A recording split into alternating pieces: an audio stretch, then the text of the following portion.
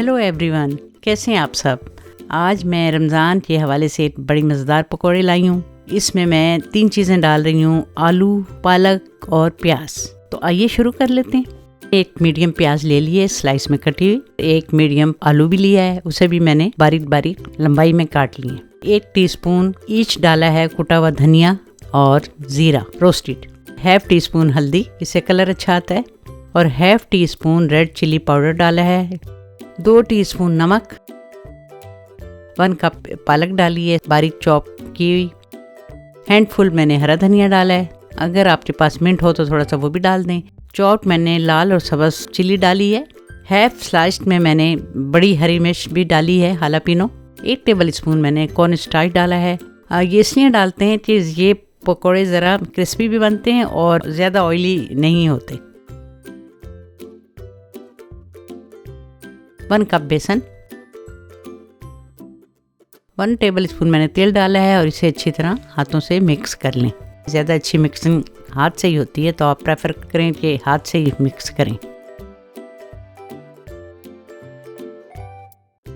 और इसमें बहुत थोड़ा 1/4 कप मैंने पानी डाला है। आपको अंदाज़ा हो जाएगा कि पानी इसमें बहुत ज़्यादा नहीं जाना, तो इसलिए थोड़ा सा पानी आप डालें, साथ साथ चेक करते रहें, बहुत रनी मत बनाएं बैटर को। अब हमारा बैटर तैयार है। अब हम ऑयल डाल रहे हैं।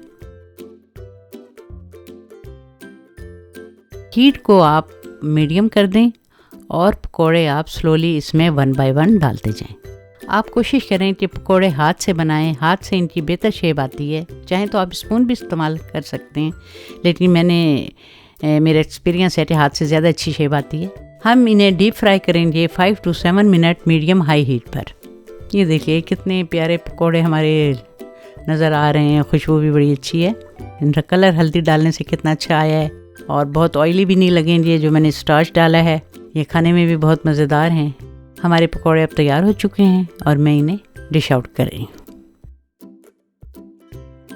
ये देखिए मैंने डिश आउट कर दिए हैं और चटनी से भी बड़े मज़ेदार लगते हैं। मीठी चटनी भी अच्छी लगती है, केचप से भी खा सकते हैं। इसमें साबुत धनिया भी बहुत अच्छा लगता है, इसमें अनारदाना भी अच्छा लगता है, लेकिन मैंने अनारदाना इसलिए नहीं डाला है, ज़रा ब्लैकिश हो जाते हैं। कलर इनका बहुत फाइन और अच्छा आया है। आप पकौड़ों से एंजॉय कीजिए और मुझे लाइक एंड सब्सक्राइब भी कीजिए। See you in the next video.